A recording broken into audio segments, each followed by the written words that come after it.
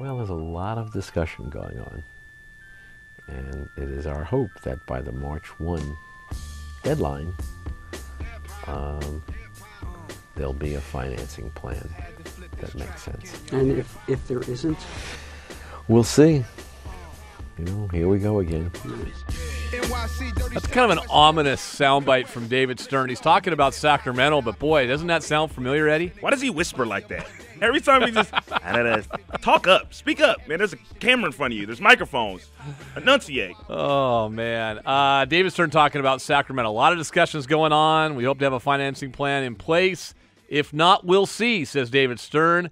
I did talk about the team contribution from both itself and AEG. They're the folks that build arenas just for fun. Staples Center, Sprint Center in Kansas City.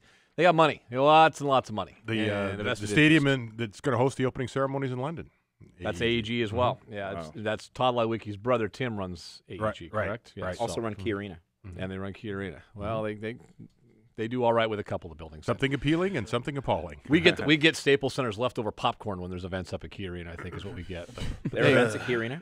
What's that? There are events at Key Arena? Tough. Ice-capades, Robinson. Oh, nice. They got a smackdown coming. Flintstones on ice. I should not Come have on. done that. I apologize. Okay. I apologize. Let's start. Jason, do you feel like Seattle's been used at all in the last week? I mean, I think so a little bit, but I think that we're doing all we can do as Seattle to make sure we do what's necessary to bring back the NBA. And we've said all along, to bring back the NBA, we need a new state-of-the-art facility. So whether we're being used or not, I think is irrelevant to the local story here in Seattle. We need to get an arena deal done. If we get an arena deal done, I think it's just a matter of time before the NBA comes. If we're used as leverage now with the Sacramento situation, then that's just how it is. But we're still in the running for the Sacramento Kings if they happen to be relocating. And I don't think that we can ignore that there's still a possibility that the Kings could come to Seattle. And so all we can do is support this arena plan locally. Art, I believe a lot of fans feel like a week ago, 7 days ago, when we were having a news conference, which started 5 minutes from right now, we were all thinking, hey, great. But I think a week later, there's many fans right now that do believe that we've been used as leverage. We've been used as the LA market like the NFL does at times.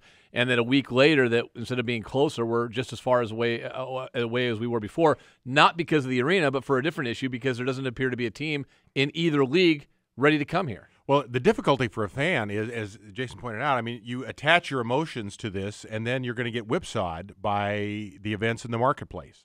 And that's why I've cautioned patience, because things are going to happen. I will say that the team that comes here, the NBA team, is not on our radar right now. I think it's going to be. I don't think Sacramento. The trap doors could still pull. I would say there's a 10 to 15% chance, because California is in such bad shape economically that any tax money that is dedicated to this arena proposition may be doomed. I understand that was probably the apprehension that Stern we heard in his voice about that. But I still think Sacramento is going to be secured because they can't lose a one-horse town. My caution to fans is that we're going to go through this many times, so check your heart at the door as you hear about these other teams who may be vulnerable, who may have a lease expiration, who may have an owner going broke. But Stern has dedicated himself, because of the collective bargaining agreement, to make it work in small markets. So it's going to take time. Do not get excited, as we did last week, over something happening imminently. It's 3 to 5 years. Brian Robinson, the fact that we're following what's going on in Sacramento every day, people checking the Sacramento Bee. We're looking in Phoenix, and sometimes they actually write about the hockey team down there, and in the newspapers, and mention what's going on with the Coyotes, and it looks like they have an ownership group stepping forward. They, like the NBA, want to sign leases long term. They have a 7-year lease. That's the NHL's policy.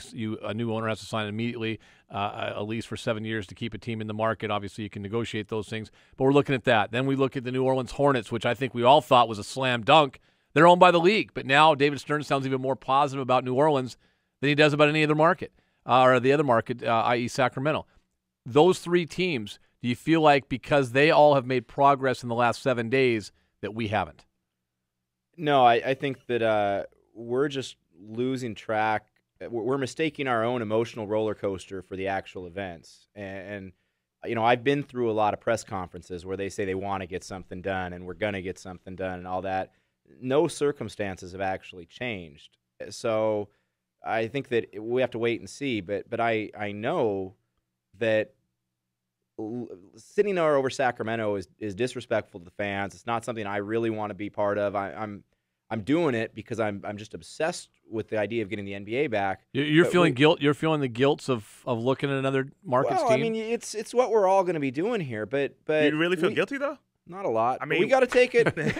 I mean, David Stern made it like this. This is when he took our team. It became the Wild Wild West in the NBA, and their business model was broke. And any team at any time, unless it's the Lakers or the Knicks or whatever, could get up and go. So I look at Sacramento, and they're great fans, and I'll acknowledge that. And I do kind of feel guilty to a degree. But we didn't make this game. We're just playing by the rules now. No, feel guilty. Maybe feel guilty for the fans. Don't feel guilty for the ownership group. No, I feel guilty. They were one of all the other owners besides Paul Allen and Mark Cuban to vote for the move. Exactly. I talked to Joe and Gavin Maloof on the steps in New York, down on the steps after they made that vote. I talked to them for probably 20 minutes about it.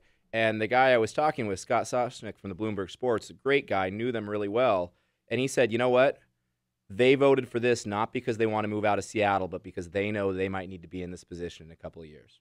Sacramento fans are great fans, and they deserve a chance to keep their team. And, you know, when we went down to Denver for the playoff game last year, we rang cowbells in support of them because we know better than anyone how it feels to have your team They ripped had away their from last you. game last year. Right. They had their Dallas game like we had, where announcers were crying and everything else. They had that game. But You're that right. being said, what we need to worry about here is not what's going on in Sacramento. It's not what's going on in New Orleans. We need to address our own house and put ourselves in a position that if a team does move, Seattle is ahead of Anaheim, Seattle is ahead of Kansas City, and Vegas and these other potential relocation things. It's not Seattle versus Sacramento.